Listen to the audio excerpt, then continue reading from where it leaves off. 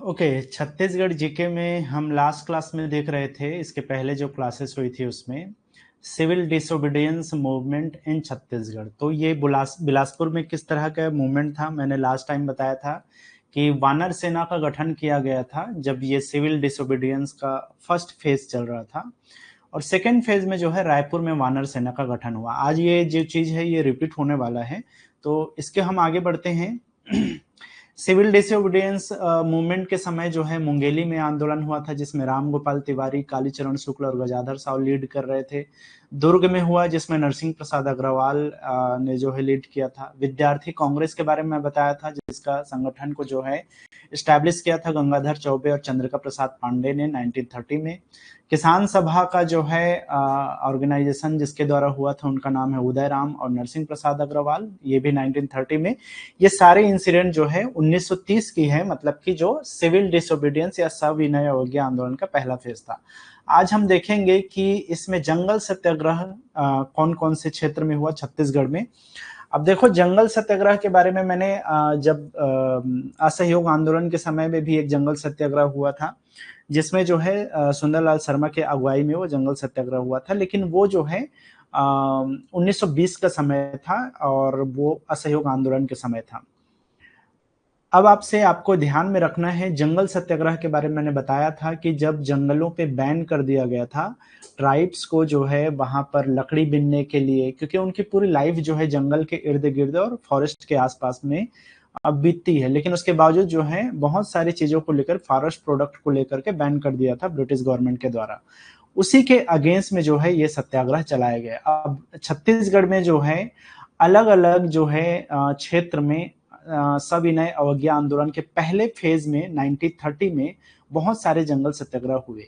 Exam में जो है क्वेश्चन आता है कि कौन सा जंगल सत्याग्रह कब हुआ, उस जंगल सत्याग्रह के लीडर कौन थे, इस तरह के क्वेश्चन जो है बेसिकली पूछा जाता है। So during the civil disobedience movement 1930, a special kind of protest known as the Jangal Satyagraha began in the Chhattisgarh. This movement involved local protesting against the forest law, जो one कानून या one नियम जो बनाए गए थे, जिसमें ban कर दिया गया था जो भी फॉरेस्ट प्रोडक्ट हैं उसको यूज करने से, जो केटल्स हैं उसको चराने से, जो चराया जाता था उसको लेकर के, तो उसको अगेंस्ट में जो है ये सत्याग्रह लगाया गया था या सत्याग्रह चलाया गया था। खास तौर पे जो है जंगलों पे जाना ही बैन कर दिया था, जो एंट्री है वो बैन कर दिया था ब्रिटिश गवर्नमेंट ने, तो उसके अगेंस्ट जो है ये सत्याग्रह हुआ था। अब इसमें कौन कौन से सत्याग्रह है और कब कब हुआ, ये आपको ध्यान में रखना है, ठीक है। चलो, सबसे पहला है यहाँ पे गट्टा सिल्ली जंगल सत्याग्रह। अब ये जो गट्टा सिल्ली जंगल सत्याग्रह है ये हुआ था धमतरी में, ठीक है, और ये जून 1930 में। कई बार एग्जाम में पूछता है सविनय अवज्ञा आंदोलन के दौरान पहला जंगल सत्याग्रह कहाँ हुआ, तो उसका आंसर है गट्टा सिल्ली, जो कि जगह का नाम है, धमतरी में है ये, और ये हुआ था जून 1930 में। ये फर्स्ट था, ठीक है, पहला जंगल सत्याग्रह था सविनय अवज्ञा आंदोलन के समय का। इसके अलावा इससे पूछा जा सकता है कि कौन सा जिला में है ये, तो ये धमतरी जिला में है। कौन लीड कर रहे थे, नेतृत्व किसके पास था, तो नारायण राव मेघावाले, बाबू छोटेलाल श्रीवास्तव और नथुजी जगताप, ये तीन लीडर जो धमतरी के जाने माने लीडर थे, इनके द्वारा जो है इसका नेतृत्व किया जा रहा था गट्टा सिल्ली जंगल सत्याग्रह का, ठीक है। तो एक तो चीज हो गया ये गट्टा सिल्ली जंगल सत्याग्रह, जिसमें धमतरी के क्षेत्र में पहला जंगल सत्याग्रह हुआ। दूसरा है मोहबना पोड़ी, तो ये मोहबना पोड़ी भी जगह का नाम है, ये बालोद जिला में पड़ता है, बालोद डिस्ट्रिक्ट में पड़ता है। पहले ये दुर्ग का हिस्सा था, तो कई बारी पुराने बुक्स वगैरह देखोगे तो उसमें आपको दुर्ग जिला पड़ेगा, क्योंकि जो ऑथेंटिक बुक्स वगैरह में है इसकी पूरी कहानी चलती है, उस कहानी में आप पढ़ोगे तो दुर्ग लिखा रहेगा, लेकिन फिलहाल आपको याद रखना है ये बालोद डिस्ट्रिक्ट में है वर्तमान में, और ये हुआ था 24 जुलाई 1930 को। इसके जो लीडर थे उनका नाम था नरसिंह प्रसाद अग्रवाल, नरसिंह प्रसाद अग्रवाल ये जो है इसके लीडर थे, ठीक है। इसके अलावा जो है जैसे कि इसमें 1930 में जो पोड़ी का गांव है, मतलब कि मोहबोना पोड़ी में, पोड़ी जो गांव है वहां पर एक बहुत बड़ा जुलूस लगाया गया था, और ये जो जुलूस है वो नारे लगाए गए थे, जुलूस निकाला गया था प्रोटेस्ट करने के लिए मोहबना पोड़ी में। तो ये आपको याद रखना है, मोहबना पोड़ी बालोद में है। इसके अलावा है तीसरा है पोड़ी गांव। तो ये जो पोड़ी गांव है ये सीपत में पड़ता है। अब सीपत का मतलब है आज का, अगर बिलासपुर आप जानते हो तो बिलासपुर में सीपत नाम का एक जगह है, वहां पे पड़ता है ये पोड़ी गांव। और पोड़ी गांव में जो है 3 अगस्त 3 अगस्त 1930 को जो है रामाधार दुबे के अगुवाई में जो है ये जो आंदोलन है वो चलाया गया, या ये जो प्रोटेस्ट है वो किया गया। ठीक है। रुद्री नवा गांव जो है चौथा जंगल सत्याग्रह हुआ। हालांकि इसके बीच में और भी कुछ कुछ गांव हैं, जैसे घोंगाडी करके गांव है, उस आसपास में चलाया गया था, लेकिन वो उतना फेमस नहीं है। मैं आपको टेक्निकल एग्जाम के हिसाब से जो बहुत महत्वपूर्ण है उन्हीं चीजों को जो है यहाँ पे डिस्कस कर रहा हूँ। तो रुद्री नवा गांव जो जंगल सत्याग्रह है ये बहुत प्रसिद्ध जंगल सत्याग्रह है, तो इसको आपको ध्यान देना है। तो रुद्री नवा गांव में जो है 22 अगस्त 1930 को धमतरी में हुआ। इसके लीडर कौन थे? बाबू छोटेलाल श्रीवास्तव, नत्थूजी जगताप और नारायण राव मेघावाले। ये जो है 3 लीडर अगेन थे, जो कि गट्टा सिल्ली मतलब धमतरी के क्षेत्र में यही लोग थे, जो कि रुद्री नवा गांव वाले क्षेत्र में भी जो है इन्होंने लीड किया था। ये ऐसा मतलब वो था जिसमें आप ये एक तरह से बोल सकते हो कि पुलिस ने बहुत ज्यादा टॉर्चर किया था लोगों को जो जंगल सत्याग्रह कर रहे थे। यहाँ तक के जो है उस समय धारा 144 लगाया गया था इसी आंदोलन में या इसी सत्याग्रह में। धारा 144 को जो है अप्लाई किया गया था, क्योंकि इतनी बर्बरता हुई थी और लाठियां चली थी, गोलियां चली थी, कई लोग घायल हो गए थे, इवन एक इंसान की मृत्यु हो गई थी। उनका नाम था सिंधु कुम्हार करके। सिंधु कुम्हार एक ट्राइब थे जिनकी जो है डेथ हो गई थी इसी रुद्री नवा गांव में। तो अब रुद्री नाम से आप रौद्र भगवान शिव का जो है एक नाम है, तो रुद्री से आप रिलेट कर सकते हो कि यहाँ पे टॉर्चर बहुत हुआ था, रौद्र रूप धारण कर लिया था ये पूरा आंदोलन, क्योंकि धारा 144 लगा था, बहुत सारी गोलियां चली थी, लाठियां चली थी, हजारों लोग घायल हुए थे, सैकड़ों लोग बोलना चाहिए। और इसी दौरान जो है 25 सितंबर 1930 को जो है सिंधु कुम्हार की मृत्यु हो गई थी। हालांकि वो पहले घायल थे और उनको जेल में डाल दिया गया था घायल अवस्था में ही, बिना किसी इलाज के, और बाद में जो है उनकी डेथ हो गई थी सिंधु कुम्हार की। ठीक है। तो ये सारा चीज हुआ था रुद्री नवा गांव जंगल सत्याग्रह में। तो बस आपको ध्यान रखना है, रुद्री नवा गांव का जो आंदोलन है वो इसके बर्बरता के लिए, पुलिस की जो है बर्बरता के लिए जानी जाती है, जिसमें एक इंसान की मृत्यु भी हुई थी और सैकड़ों लोग घायल भी हुए थे। बाबू छोटेलाल श्रीवास्तव, नारायण राव मेघावाले, नत्थूजी जगताप, ये 3 इसके प्रमुख लीडर थे। 22 अगस्त 1930 को हुआ था। इसके अलावा जो नेक्स्ट जो जंगल सत्याग्रह है, वो दोनों जंगल सत्याग्रह जो है एक साथ आपको याद रखना है, ये महासमुंद में हुआ। एक का नाम है लभरा और दूसरे का नाम है तमोरा। ये दोनों जगह हुआ था 8 सितंबर और 9 सितंबर को, दोनों महासमुंद डिस्ट्रिक्ट में पड़ता है। एक के जो है लीडर थे अरिमर्दन गिरी और दूसरे के जो लीडर थे उनका नाम था यति यतन लाल जैन और शंकर राव गनौद वाले। ठीक है। इसके अलावा भी बहुत सारे लीडर इसमें पार्टिसिपेट किए थे, लेकिन प्रमुख नेता जो है ये 2 लोग थे, यति यतन लाल जैन और शंकर राव गनौद वाले। ठीक है। तो ये दोनों जो है आप ये समझ सकते हो कि ये पूरी तरह से जो लभरा वाला जो वो है, ये गोंड जनजाति का जो है डेडिकेटेड था। ठीक है। एक तरह से कह सकते हैं कि पूर्णतः जो है गोंड जनजातियों के द्वारा जो है ये चलाया गया था, तो इसको पूर्णतः गोंड जंगल सत्याग्रह भी हम बोल सकते हैं। कंप्लीटली जो है गोंड जो है जंगल सत्याग्रह इसको माना जाता है, लभरा वाले को। ठीक है, लभरा को। इसके अलावा जो है अगर हम बात करें तमोरा को, तो तमोरा में जो है यति यतन लाल जय, शंकर राव गनौद वाले, इन दोनों की जो है नेतृत्व इसमें थी। हालांकि इसी दौरान जो है एक बालिका थी, एक लड़की थी दयावती नाम की, और उन्होंने जो है दयावती ने एक उस समय के जो है एसडीओ थे, एमपी दुबे नाम था उनका, उसको तमाचा जड़ दिया था। ये इंसिडेंट भी बहुत फेमस हुआ था, तो इसको आप रिलेट कर सकते हो। कई बार एग्जाम में पूछ देता है दयावती की बहादुरी की कहानी किस आंदोलन से रिलेटेड है, तो बालिका दयावती ने जो है एसडीएम को तमाचा जड़ दिया था, एसडीएम को तमाचा जड़ दिया था। ठीक है। तो ये किस इंसिडेंट से रिलेटेड है? ये तमोरा से रिलेटेड है। और जो लभरा है उसके बारे में खास क्या बात है? ये पूर्णतः गोंड जंगल सत्याग्रह माना जाता है, गोंड जनजातियों के द्वारा चलाया गया। इसमें महिलाओं की भागीदारी थी, एक तरह से बोल सकते हो तमोरा में महिलाओं की भी भागीदारी थी, और जिसके लीडर थी बालिका दयावती।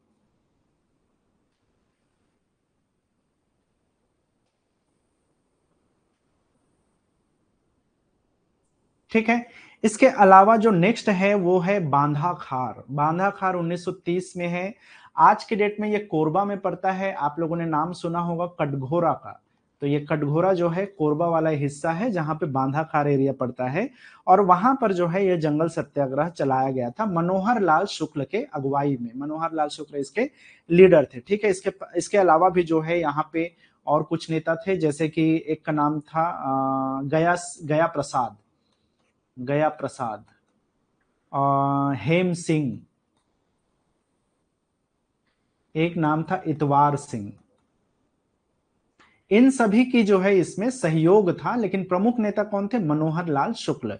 इसके अलावा अगर हम बात करें तो ये, हालांकि ये देखो बांधा खार वाला भी जो है गोंड जनजाति और कंवर जनजाति, इनका जो है मिश्रित रूप से बोल सकते हो कि गोंड प्लस कंवर, ये दो ट्राइब्स ने जो है ये पूरा आंदोलन चलाया था, बांधा खार आंदोलन, जो कि कटघोरा कोरबा में है। साहिल्या ग्राम की अगर हम बात करें तो ये जो साहिल्या ग्राम है, ये भी एक फेमस आंदोलन रहा, और इसके बारे में भी जो है आपको थोड़ा ध्यान देना है। साहिल्या ग्राम का जो जंगल सत्याग्रह है वो 1930 में महासमुंद में चला, और इसके लीडर थे अंजोर सिंह। ठीक है, अंजोर सिंह जो है इसकी अगुवाई कर रहे थे।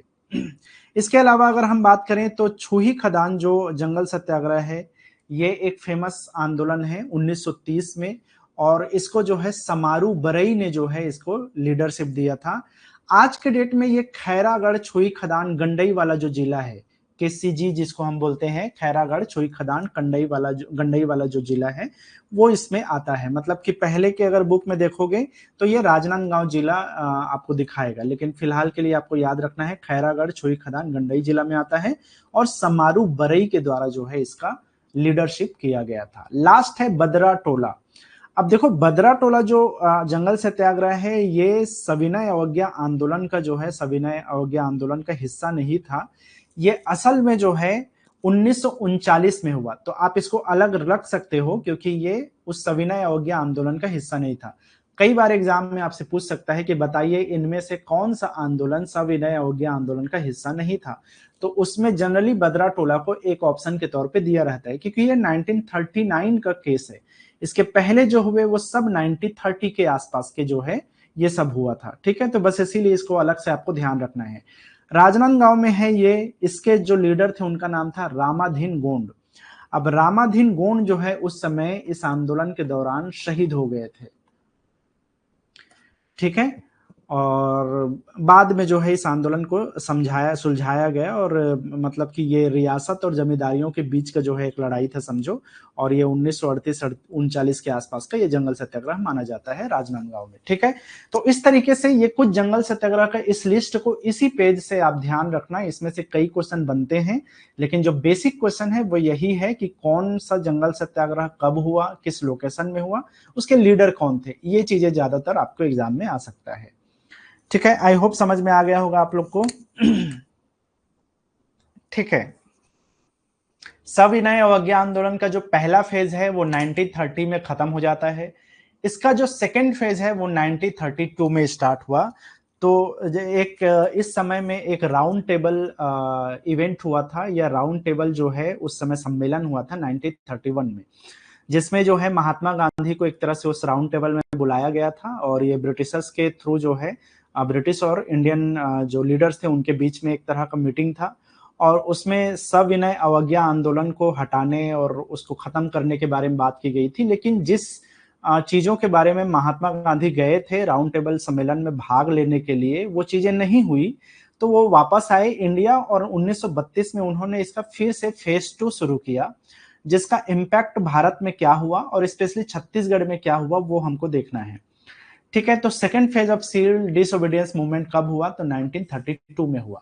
इस दौरान जो है अलग अलग छत्तीसगढ़ में इसमें बोलना चाहिए इम्पैक्ट पड़ा। खास तौर पे जो है यहाँ पर डिक्टेटर्स का जो है नियुक्ति की गई, डिक्टेटर्स जो है अपॉइंट किया गया, जिनको हम बोल सकते हैं लीडर इन चार्ज बोल सकते हो, या फिर एग्जीक्यूटिव लीडर्स बोल सकते हो, जिसको डिक्टेटर बोला गया है इस पूरे इवेंट के दौरान में। ठीक है, अब इसमें जो है छत्तीसगढ़ में जो है 8 जनवरी 1932 को जो है एक मीटिंग हुआ, और उस मीटिंग के अध्यक्ष थे पंडित रविशंकर शुक्ल, और उन्होंने जो है प्लान किया था सेकेंड फेज ऑफ जो सिविल डिसोबीडियंस मूवमेंट है उसमें क्या क्या चीजें की जाएगी, क्या क्या कार्यवाही होगी। ठीक है, तो ये जो सभा है वो अध्यक्ष थे पंडित रविशंकर शुक्ल, और जिसमें सविनय अवज्ञा आंदोलन का जो भी कार्यक्रम है उसको तय किया गया था। इस दौरान जो सेकेंड फेज था इसमें 8 अलग अलग डिक्टेटर चुने गए, जिसको हम एग्जीक्यूटिव लीडर्स बोल सकते हो या एक तरह का कार्यवाहक बोल सकते हो। हम हिंदी में इसको कार्यवाहक बोला गया है, डिक्टेटर्स बोला गया है, एग्जीक्यूटिव लीडर्स बोला गया है, या लीडर इन चार्ज बोल सकता है। हम कहने का मतलब यह है कि इन 8 डिक्टेटर्स के थ्रू ही ये सारे कार्यक्रम को सफल बनाया गया उनके लीडरशिप में। तो एक तरह के ये लीडर्स थे। अब ये कौन कौन थे 8 डिक्टेटर्स के बारे में आपको क्या क्या बातें ध्यान में रखनी है और क्या क्या क्वेश्चन एग्जाम में पूछा जा सकता है, उनको हम देखते हैं इस लिस्ट के थ्रू। अब आप देखोगे पहले लीडर थे या पहले डिक्टेटर थे, उनका नाम था पंडित रविशंकर शुक्ल। तो पहला क्वेश्चन तो आपसे यही पूछेगा कि छत्तीसगढ़ में जो सविनय अवज्ञा आंदोलन का दूसरा दौर था, दूसरा फेज था, उसमें पहले डिक्टेटर का नाम क्या है। तो याद रखना है पंडित रविशंकर शुक्ल। उनको जो है डिजिग्नेट किया गया था dictator for the entire province, जो मध्य प्रांत था पूरा, उस पूरे प्रांत का जो है उनको डिक्टेटर नियुक्त किया गया था, न सिर्फ रायपुर का बल्कि पूरे प्रांत का। ठीक है, अब उस प्रांत में छत्तीसगढ़ का भी हिस्सा आता है, महाराष्ट्र का कुछ हिस्सा आता है, मध्य प्रदेश का कुछ हिस्सा आता है, तो वो सारे प्रांत के जो है वो क्या थे, डिक्टेटर थे। इन्होंने जो है ऑर्गेनाइज किया था पेशावर दिवस। ये पेशावर दिवस मनाया गया था 29 जनवरी 1932 को। अब ये एक डेट आपको याद रखना है, एग्जाम में पूछता है कि सविनय अवज्ञा आंदोलन के दौरान पेशावर दिवस कब ऑर्गेनाइज किया गया। तो 29 ऑफ जनवरी 1932 को जो है पेशावर दिवस का जो है ऑर्गेनाइजेशन किया गया था या ऑर्गेनाइज्ड किया गया था। बाद में जो है उनको अरेस्ट कर लिया गया 19 फरवरी 1932 में। देखो जब ये आंदोलन चल रहा था तो बहुत सारे नेताओं को जो है वन बाय वन जो है अरेस्ट किया गया था। तो पहला अरेस्ट हुआ था, पहले अरेस्ट किए गए थे पंडित रविशंकर शुक्ल 19 फरवरी 1932 को। जैसे ही वो अरेस्ट हुए उसके बाद में दूसरे डिक्टेटर नियुक्त किए गए, उनका नाम है शंकर राव गनौदवाले। तो शंकर राव गनौदवाले जो है मार्च 1932 मतलब 30 मार्च 1932 को जो है इनको अरेस्ट कर लिया गया। जैसे ही रविशंकर शुक्ल को अरेस्ट किया गया था उसी तरह से इनको भी। इनके बाद में जो है पंडित सुंदरलाल शर्मा जो है तीसरे डिक्टेटर बने। इसका सीक्वेंस आपको याद रखना है, एग्जाम में कई बार ये थोड़ा सा पूछ देता है। तो ये 19 फरवरी को अरेस्ट हुए, 20 फरवरी को शंकर राव गनौदवाले जो है डिक्टेटर हुए, और उसके बाद में 30 मार्च तक वो डिक्टेटर रहे, और 30 मार्च को जो है उनको अरेस्ट कर लिया गया। उसके बाद में पंडित सुंदरलाल शर्मा तीसरे डिक्टेटर नियुक्त किए गए। उनको अरेस्ट कर लिया गया 19 अप्रैल 1932 को, जब वो अगेंस्ट में जो है ब्रिटिश के अगेंस्ट में जो है प्रोटेस्ट कर रहे थे, उस समय जो है उनको अरेस्ट कर लिया गया 19 अप्रैल 1932 को। अब आता है मेन चीज, जैसे ही पंडित सुंदरलाल शर्मा जो है अरेस्ट हुए उसके बाद में चौथे डिक्टेटर नियुक्त किया गया श्रीमती राधाबाई को। अभी जो राधाबाई है इनसे रिलेटेड क्वेश्चन पूछा जा सकता है। एक तो पहली बात यह है कि ये first and only female dictator थे इस मूवमेंट के, मतलब पहली और एकमात्र महिला डिक्टेटर नियुक्त की गई थी। दूसरी बात यह कि led the Raipur district, specially ये रायपुर जिलों को नेतृत्व कर रही थी। अब कई बार एग्जाम में पूछता है कि छत्तीसगढ़ में रायपुर जिले को नेतृत्व करने वाली महिला का नाम क्या था, महिला नेता का नाम क्या था। तो राधाबाई आपको याद रखना है। इनको 13 जून 1932 को इनको अरेस्ट कर लिया गया। इनके साथ में जो है कुछ और जो महिला नेताएं थी, जैसे एक का नाम था नोहरी बाई। ठीक है, इसके अलावा जो है एक और नेता थे शिवरतन और मदन लालवानी। तो इनको जो है महंत लाल दास था, ये मिसप्रिंट है। ठीक है, महंत लाल दास, मैं इसको एडिट कर दूंगा, आप देख लेना वहां से। तो शिवरतन, महंत लाल दास और नोहरी बाई, इन सभी को इनके साथ में अरेस्ट कर लिया गया। राधाबाई का क्या कंट्रीब्यूशन रहा इस काम में, तो देखो वो हमेशा जो है एक तरह से वुमेन एम्पावरमेंट के लिए काम करती रही, खास करके। इसके अलावा जो है अस्पृश्यता जो निवारण था, अनटचेबिलिटी का जो एवोल्यूशन किया गया, उसमें इनका योगदान रहा। इनको डॉक्टर का निक नेम दिया गया था। ये कोई डॉक्टर नहीं थी लेकिन इनको डॉक्टर बोला गया था। इनके सेक्रीफाइस और इनके डेडिकेशन को देख करके इनको डॉक्टर का जो है उपाधि दिया गया था, टाइटल था इनका। ठीक है, इसके अलावा इनको दाई ऑफ रायपुर कहा गया, मतलब कि इनको रायपुर का जो है दाई के नाम से भी इनको जाना जाता है। अब दाई आप लोग जानते हो, दाई का मतलब है माँ। ठीक है, तो इनको जो है रायपुर म्युनिसिपैलिटी में इन्होंने 1918 में जो है, ये एक तरह से बोलना चाहिए कि इनको नगर पालिका में कार्य किया था इन्होंने 1918 के दौरान में, और उसी समय से अस्पृश्यता आंदोलन में पार्टिसिपेट किया था, और इस वजह से इनके कामों की वजह से इनको दाई कहा गया, इनको डॉक्टर कहा गया, तो इन सभी नामों से ये जाना जाता है इनको। ठीक है, आगे बढ़ते हैं। कुछ और डिक्टेटर्स जिनमें 5वें नंबर पे आते हैं राम नारायण मिश्र। इनका एक उपनाम है जो फेमस है, वो है हर्षुल। ठीक है,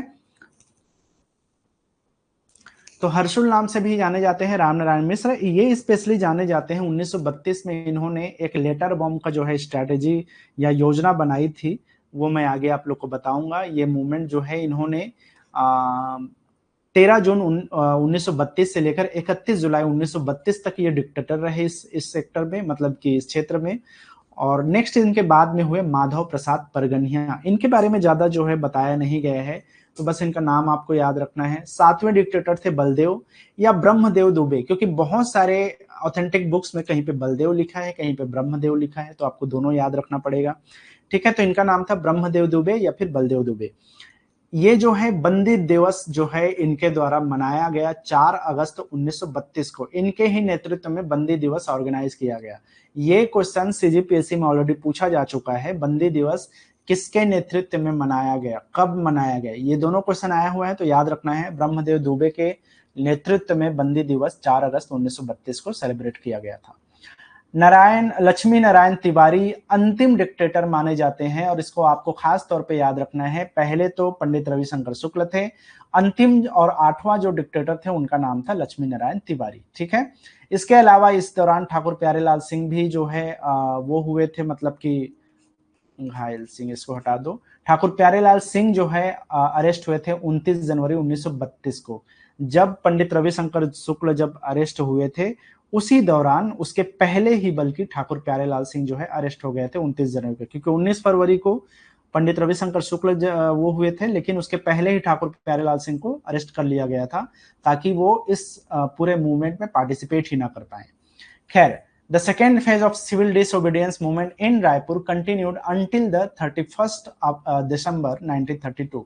तो ये कब तक चला था? ये 1932 के 31 दिसंबर तक जो है ये सविनय अवज्ञा आंदोलन चला था रायपुर के क्षेत्र में, या इसका इम्पैक्ट रहा था। ठीक है, तो इतनी बातें हो गई सिविल डिसोबीडियंस मूवमेंट के सेकेंड फेज के डिक्टेटरशिप के अंदर में कौन कौन लीडर थे, कौन कौन लीडर के बारे में क्या क्या बातें आपको ध्यान में रखनी है। आगे बढ़ते हैं हम। Second phase of civil disobedience movement 1932 में कुछ और इवेंट्स हुए थे, जिसमें से कुछ का मेंशन करना जरूरी है। पहला है किसान सभा का अधिवेशन। तो किसान सभा जो कन्वेंशन हुआ था या अधिवेशन हुआ था, ये हुआ था 10 जनवरी 1932 को। ये हुआ था रायपुर के चांदनी चौक में। प्रेसिडेंट थे ठाकुर प्यारेलाल सिंह, और इसी दौरान उनको जो है, इसी की वजह से उनको अरेस्ट किया गया था 29 जनवरी को, जैसा कि मैं अभी पहले बता रहा था। तो कई बार एग्जाम में पूछ देता है कि second phase of civil disobedience movement में किसान सभा अधिवेशन के प्रेसिडेंट कौन थे, तो उनका नाम था ठाकुर प्यारेलाल सिंह। इसमें लगभग 3 से 4 हजार किसानों ने इसमें पार्टिसिपेट किया था, और इस आंदोलन के दौरान द्वितीय चरण में जो है एक प्रपोजल पारित किया गया था, जिसका नाम था don't pay tax, don't take education, don't obey, मतलब कर ना दो, नहीं यार ये गलत हो गया, कर मत दो, कर ना दो, और पट्टा मत लो। इसके पहले भी मैं इस चीज को मेंशन किया था, पट्टा मत लो, मतलब कि जो लीज होता है उस पे जमीन मत लो। ये चीज आंदोलन जो है चलाया गया था। चलो ठीक है, मैं इसको एडिट करूंगा बाद में। तो टैक्स को पे करने से मना किया गया था, जो कि ठाकुर प्यारेलाल सिंह ने इसके पहले फेज में भी किया था। सेम वही चीज जो है सेकंड फेज में भी इन्होंने किया। तो पट्टा मत लो और टैक्स मत दो, ये दोनों चीजें जो है ठाकुर प्यारेलाल सिंह के किसान सभा अधिवेशन में किया गया था। एक तो पेशावर दिवस के बारे में मैं बोला था, पंडित रविशंकर शुक्ल की अगुवाई में 29 जनवरी 1932 को जो है ये पेशावर दिवस ऑर्गेनाइज किया गया था। तो बेसिकली जो है पेशावर दिवस में जो है, जो सीमांत प्रांत के जो शासन की जो बर्बरता थी उसके अगेंस्ट में है, मतलब नॉर्थ वेस्ट वाला जो फ्रंटियर प्रोविंस है जैसा कि मध्य प्रांत छत्तीसगढ़ में आता है, उसी तरह से पाकिस्तान में एक नॉर्थ वेस्ट फ्रंटियर प्रोविंस था जिसको हम उत्तर पश्चिम सीमांत प्रांत कहते हैं। तो उसी क्षेत्र में जो पुलिस ने या ब्रिटिश पुलिस ने जो बर्बरता दिखाई थी उसके अगेंस्ट में जो है ये आंदोलन किया गया था, या ये दिवस मनाया गया था, पेशावर दिवस, 29 जनवरी 1932 को पंडित रविशंकर शुक्ल के अगुवाई में। एक और इंसिडेंट है, picketing at foreign cloth shops in Raipur, मतलब कि रायपुर में विदेशी वस्त्रों की दुकानों के सामने जो है धरना देने का जो है इंसिडेंट इस समय हुआ था। अब ये जो है 12 फरवरी 1932 की घटना है। तो 12 फरवरी 1932 को एक दुकानदार थे जिनका नाम था कीका भाई। तो कीका भाई के दुकान के सामने में जो है ये धरना दिया गया था। इसमें जो है लीडर थे केतकी बाई और रुक्मणी बाई, ठीक है। इन दोनों ने जो है इसके नेतृत्व थे, मतलब कि महिलाओं के द्वारा इसका नेतृत्व किया गया, लीडरशिप किया गया था। केतकी बाई, रुक्मणी बाई, इनका नाम आपको याद रखना है। देखो बाद में जो है जब ये आंदोलन किया गया तो उन आंदोलनकारियों को जो है पुलिस द्वारा अरेस्ट कर लिया गया था। अब मैं आप लोग को बता दूं कि ये सारे नाम से रिलेटेड सीजीपीएससी में ऑलरेडी सिविल सर्विसेज वाले एग्जाम में पूछा जा चुका है क्वेश्चन। केतकी बाई, रुक्मणी बाई, मंटोरा बाई, इनका नाम है मुटकी बाई और फुटेनिया बाई और केजा बाई, ये सारे महिलाओं से रिलेटेड क्वेश्चन पूछा जा चुका है। क्योंकि देखो ऐसे पूछता है कि अलग अलग कोड बना देता है और उसके बाद में क्वेश्चन पूछता है कि इनमें से कौन सी महिला को अरेस्ट किया गया था, किन महिलाओं के ग्रुप को अरेस्ट किया गया था, ऐसे करके। तो ये सारे नाम से ऑलरेडी क्वेश्चन आ चुका है। अब आपके ऊपर है कि आप कितना नाम याद रख पाते हो, ठीक है। तो ये जो picketing at foreign cloth shops in Raipur में वाला इंसिडेंट था, इसमें केतकी बाई, रुक्मणी बाई, मंटोरा बाई, मुटकी बाई, फुटेनिया बाई और केजा बाई, इन सभी लोगों का योगदान था। इसके अलावा जो है केतकी बाई के साथ में ये जो दो लीडर थे, ये मुख्य लीडर थे, इनमें से दो। इसके अलावा ये कुछ महिलाएं जो नेतृत्व कर रही थी, इन सभी को जो है उस समय अरेस्ट कर लिया गया था, ठीक है। आगे बढ़ते हैं और बात करते हैं हम वानर सेना का। इसके पहले वाले क्लास में मैं ऑलरेडी बता चुका हूं कि दो वानर सेना का जो है एस्टैब्लिशमेंट हुआ था, फॉर्मेशन हुआ था। पहला जो है 1930 वाले जो सिविल डिसोबीडियंस मूवमेंट था, सविनय अवज्ञा आंदोलन का प्रथम चरण में, वो जो आंदोलन है वो बिलासपुर में किया गया था, या उस वानर सेना का गठन बिलासपुर में किया गया था, ठीक है। जैसा कि मैं ऑलरेडी आप लोग को बता चुका हूं कि बिलासपुर में जो वासुदेव देवरस नाम के एक लीडर थे, उनके द्वारा जो है ये वानर सेना का गठन किया गया था। अब 1932 में भी मैं बताया था कि रायपुर में भी एक वानर सेना या मंकी ब्रिगेड जिसको कहा जाता है, उसके गठन किया गया था। तो ये ब्राह्मणपारा रायपुर में इसका एस्टैब्लिशमेंट हुआ, इसका फॉर्मेशन हुआ। फरवरी 1932 में इसका फॉर्मेशन हुआ। और बलीराम दुबे जो इसके फाउंडर थे, मतलब संस्थापक थे बलीराम दुबे। अब इनका जो कैरेक्टर है ना, वो हमारे राष्ट्रीय नेता चंद्रशेखर आजाद का नाम आप लोगों ने जरूर सुना होगा। तो चंद्रशेखर आजाद के समान इनका एक तरह का कैरेक्टरिस्टिक्स था, इसीलिए उनकी पर्सनालिटी, उनके कैरेक्टर को देख करके उनका नाम जो है पड़ गया था बलीराम आजाद। तो बलीराम दुबे तो उनका मतलब मेन नाम था, उनका रियल नेम था, लेकिन उनको जाना जाता था बलीराम आजाद के नाम से, ठीक है। इसके अलावा इस पूरे वानर सेना के गठन में या इसके फॉर्मेशन में एक कोऑर्डिनेटर थे, जिनका नाम है, कोऑर्डिनेटर बोल सकते हो, संचालक बोल सकते हो, उनका नाम था यति यतनलाल जैन, ठीक है। तो ये भी जो है इसमें प्रमुख भूमिका निभाई थी यति यतनलाल जैन के द्वारा। इसमें सहयोगी बहुत सारे लोग थे, जिसमें कुछ नाम है रामाधार नाई, भगवती चरण शुक्ल जो कि पंडित रविशंकर शुक्ल के बेटे थे, अंबिका चरण शुक्ल, अगेन वो भी जो है पंडित रविशंकर शुक्ल के बेटे थे। तो इन लोगों का भी जो है इसमें योगदान रहा। इनका काम क्या था? बेसिकली वानर सेना जो है छोटे छोटे बच्चों का एक संगठन था, ये एक तरह का ऑर्गेनाइजेशन था। फॉर्मेशन इसी तरह से किया गया था जिसमें छोटे छोटे बच्चों को जो है शामिल किया गया था। छोटे बच्चे मतलब कि जो स्कूल में पढ़ते हैं, उनका काम था घूम घूम कर जा करके पोस्टर चिपकाना जिसमें राष्ट्रवाद की बातें की गई हो, राष्ट्रीयता आंदोलन के बारे में बातें की गई हो, पर्चे बांटना। इसके अलावा जो है जो बड़े नेता थे उनका जो संदेश था उनको बाकी के नेताओं तक पहुंचाना, एक तरह से ये मैसेज को कैरी करते थे अलग अलग नेताओं के बीच में, ठीक है। तो यही इनका काम था इस वानर सेना का। देखो 28 अगस्त 1932 को रक्षाबंधन के दिन में जो है इस पूरे वानर सेना पे जो है पुलिस ने बर्बरता दिखाई थी और बहुत सारे बच्चों को गिरफ्तार कर लिया गया था। 31 मार्च 1932 की 31 मार्च 1932 को एक रैली निकाला गया वानर सेना का, जिसके लीडर थे बलीराम आजाद। इसको अलग से मेंशन करने का रीजन ये है कि इसके सीजीपीएससी में पूछा गया है कि जो रैली निकाला गया था उसके लीडर किसके कौन थे, तो लीडर वही थे बलीराम आजाद, जिन्होंने वानर सेना का गठन किया था या फॉर्मेशन किया था। तो 31 मार्च 1932 को वानर सेना का रैली निकला। ये अलग क्वेश्चन है, आपसे पूछेगा वानर सेना का गठन कब हुआ, तो फरवरी 1932। रैली कब निकला, तो 31 मार्च 1932। वानर सेना पे रक्षाबंधन के दिन पुलिस ने बर्बरता कब दिखलाई थी, तो वो 28 अगस्त 1932 था। तो ये कुछ बातें आपको इस सेक्शन से आपको याद रखना है। लास्ट कुछ चीजें हम देख लेते हैं इस पूरे आंदोलन से रिलेटेड। इसके बाद का जो क्लास है उसमें हम गांधी जी का जो सेकंड अराइवल था छत्तीसगढ़ में उसके बारे में हम पढ़ेंगे, और कुछ कुछ और से इंसिडेंट है। मेरे ख्याल से 2 या 3 क्लास और लगेगा, फिर आपका हिस्ट्री वाला पोर्शन जो है कंप्लीट हो जाएगा, छत्तीसगढ़ वाला जो सेक्शन है उसमें। तो देखो सेकंड फेज में कुछ और इंसिडेंट में अगर हम बात करें तो एक तो था सैक्रिफाइस वीक बोला जाता है, या इसको सत्याग्रह जो है सप्ताह बोला जाता है। इसको हम बलिदान दिवस के नाम से भी जानते हैं, सॉरी बलिदान सप्ताह के नाम से इसको हम जानते हैं।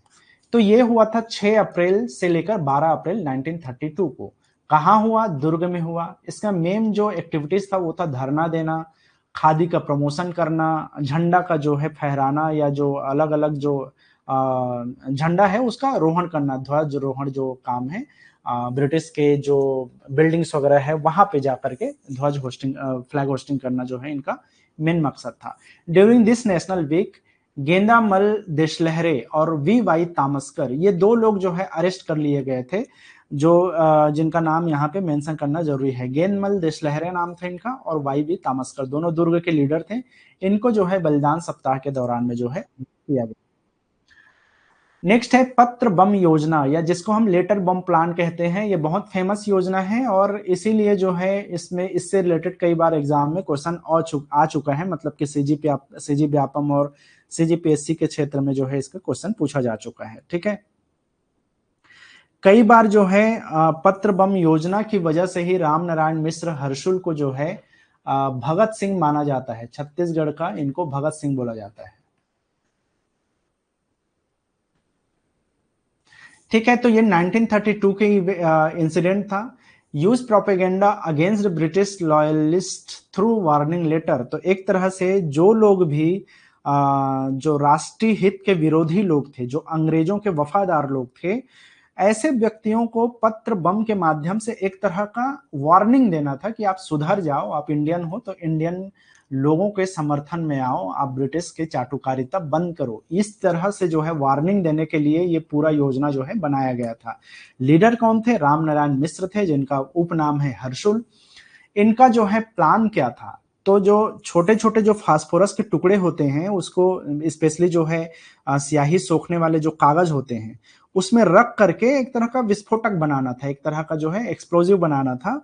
और उसको जो लोग इस तरह के एक्टिविटीज में शामिल थे, जो ब्रिटिश के लॉयल थे, उनके लेटर बॉक्स में रख दिया जाता था। और जैसे वो लेटर बॉक्स में इस कागज को जो है ओपन करते थे तो एक छोटा सा ब्लास्ट होता था। हालांकि उससे किसी को कोई नुकसान नहीं होता था, लेकिन हाथ मुंह और थोड़े बड़े जलने वाला जो है इंसिडेंट इसमें हो जाता था। तो जब समाचार पत्र वगैरह दिया जाता था ना, तो न्यूज़पेपर में बांध करके लपेट करके इसको फेंक दिया जाता था, और जब भी कोई उसको ओपन करता था वो घर वाले, तो ये इस तरह की घटनाएं घटती थी, एक्सप्लोड होता था। लेकिन बहुत ज्यादा इंसिडेंट, मतलब बहुत ज्यादा ऐसा चीज नहीं होता था जिससे किसी की मृत्यु हो जाए। लेकिन हाँ, एक तरह का चेतावनी था कि आप सुधर जाओ। ठीक है, तो इसके लिए बाद में राम नारायण मिश्र को जो है अरेस्ट कर लिया गया, इसके इन्वॉल्वमेंट में और इसके लीडरशिप की वजह से। ठीक है, तो ये लेटर बॉम्ब प्लान भी बहुत इंपॉर्टेंट इंसिडेंट था इस दौरान, second phase of civil disobedience के मूवमेंट के दौरान। ठीक है, और कुछ बचा तो ठीक है। यहाँ तक जो है आपका कंप्लीट होता है जो सिविल डिसोबीडियंस मूवमेंट का जो सेकंड फेज है वो। हालांकि और भी ढेर सारे इंसिडेंट हुए थे, लेकिन वो हमारे उतने जरूरी की चीज नहीं है हमारे एग्जाम पॉइंट ऑफ व्यू से। तो जितना जरूरत था उतना मैंने आप लोग को यहाँ से बताया है।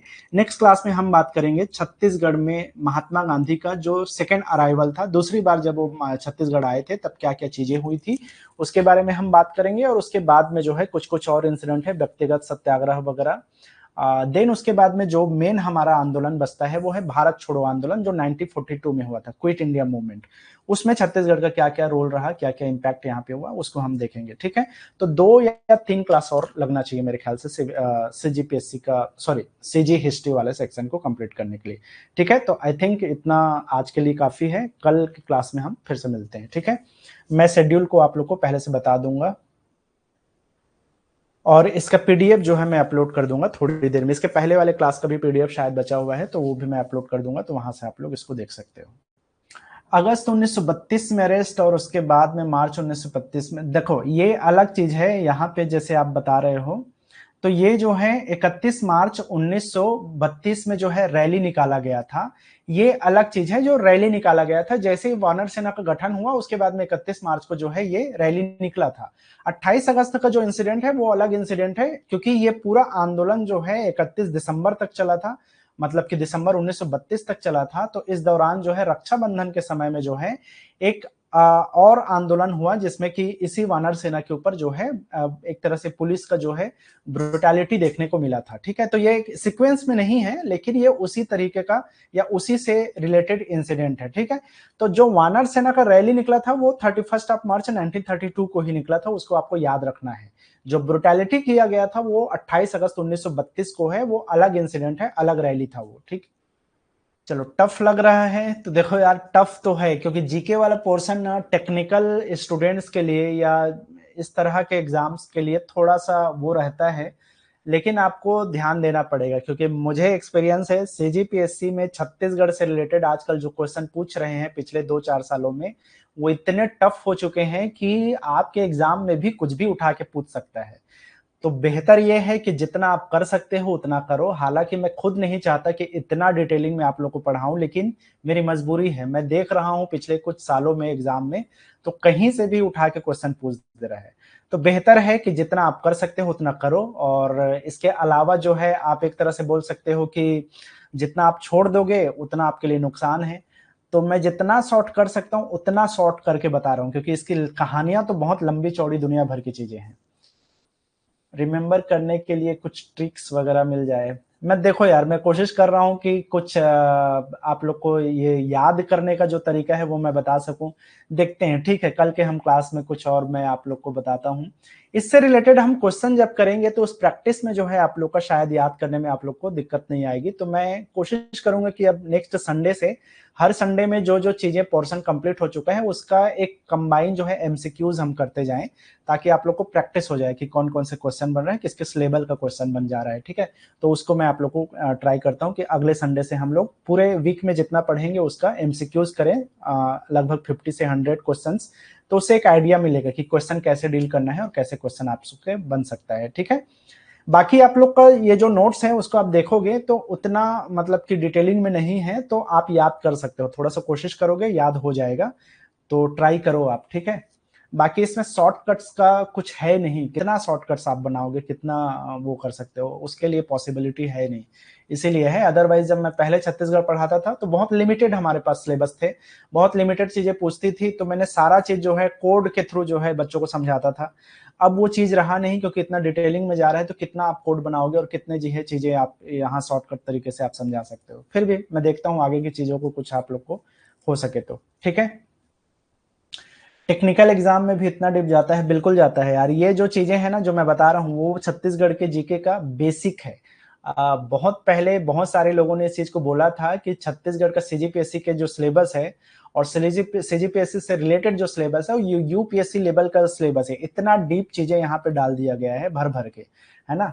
तो हम ये नहीं बोल सकते, अभी मैं जो बता रहा हूँ ना वो सिर्फ सीजीपीएससी या सीजीजीके का आप मान के चलो कि 25% 30% ही मैं बता रहा हूँ। उससे नीचे जाओगे तो आप फंस जाओगे, क्योंकि क्वेश्चन में बहुत सारी चीजों को आप स्किप नहीं कर सकते। तो जितना बहुत जरूरी है उतना मैं आप लोग को बताते जा रहा हूँ।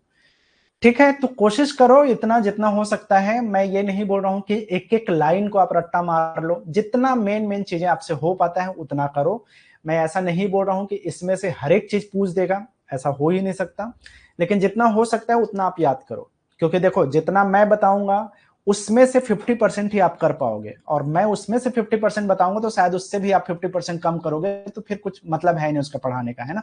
इसलिए मैं कोशिश कर रहा हूँ जितना ज्यादा हो सकता है, और आपको लिए इतना है कि मैं जितना पढ़ा रहा हूँ उसमें से 50% भी कर लोगे, आपके लिए मोर देन इनफ है। ठीक है, मैं जितना पढ़ा रहा हूँ उतना का उतना करने की जरूरत नहीं है। सर जीएस में मोस्ट इम्पोर्टेंट कौन सा सब्जेक्ट है? देखो यार, जीएस में अभी के डेट में जितने भी एग्जाम्स वगैरह हो रहा है उसमें ज्यादातर जो हिस्सा है वो मॉडर्न हिस्ट्री वाला सेक्शन से पूछता है। जो मैं अभी पढ़ा रहा हूँ ना, वो सीजी जीके का, छत्तीसगढ़ जीके का हिस्ट्री वाला, मॉडर्न वाला हिस्ट्री है। ठीक है, मॉडर्न हिस्ट्री है आजकल का, जो एक तरह से बोल सकते हो आधुनिक इतिहास वाला सेक्शन है। उसी तरह से इंडियन हिस्ट्री का जो मॉडर्न हिस्ट्री वाला सेक्शन है उसमें से क्वेश्चन पूछता है। मैं वो आप लोग को प्रैक्टिस कराने वाला हूँ कि मॉडर्न हिस्ट्री से कौन कौन से इंपॉर्टेंट क्वेश्चन आ सकता है, तो वो मैं आप लोग को करवा दूंगा। इसके अलावा जो आजकल का बोलना चाहिए कि करंट अफेयर्स वाला पोर्शन है वो बहुत जरूरी है। करंट अफेयर से बहुत सारे क्वेश्चन पूछता है। ठीक है, कुछ आर्ट एंड कल्चर्स और जो बेसिक जीके है, जिसको हम एक तरह से जो है बोल सकते हैं स्टैटिक जीके बोल सकते हो, वो चीजें आप लोग से पूछा जाएगा। जैसे ही छत्तीसगढ़ का इतिहास कंप्लीट होता है, मैं आपको वही चीजें पढ़ाऊंगा जो आपके काम का है, जो आज के एग्जाम में जरूरी है, जो रिलेवेंट है, उन चीजों को मैं एक बार डिस्कस करने वाला हूं। तो थोड़ा सा आप लोग पेशेंस रखिए। मैं जो है जैसे इंडिया छत्तीसगढ़ हिस्ट्री खत्म होता है, मैं वन बाय वन जो है, क्योंकि मैं जो चीजें पढ़ाया हूं पहले से उसमें बहुत डीप में है, और ऐसी चीजें हैं जो शायद उतना डिटेल में आप लोग से नहीं पूछे। तो मैं जो है आगे चल करके जैसे ही ये 2-3 क्लासेस हो जाएंगी उसके बाद में जितना आपके आज के डेट में रिलेवेंट क्वेश्चंस हैं उनको मैं जो है कंबाइन करके आप लोग को बताने वाला हूँ। तो उससे जो है आप लोग की बेहतर तैयारी हो जाएगी नॉन टेक वाले सेक्शन से। ठीक है, तो उसमें ज्यादा डरने की और टेंशन लेने की जरूरत नहीं है।